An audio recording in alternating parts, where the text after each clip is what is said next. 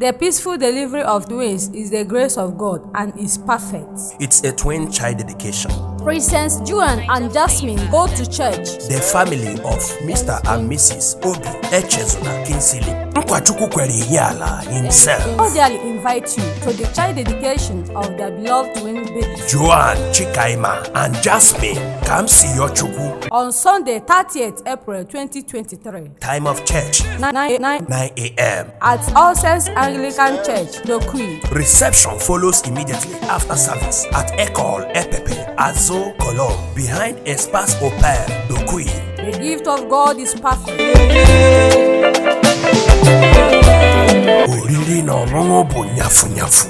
There will be love and merriment. May God bless you as you follow us to celebrate the grace of God in our life. Amen. Ụmụnne Nkwa Chukwu Kwere Ihiala na Okua. Thanks for coming. This jingle is powered by Chinedum Foundation. MC Edubaka, the best mic. Spells.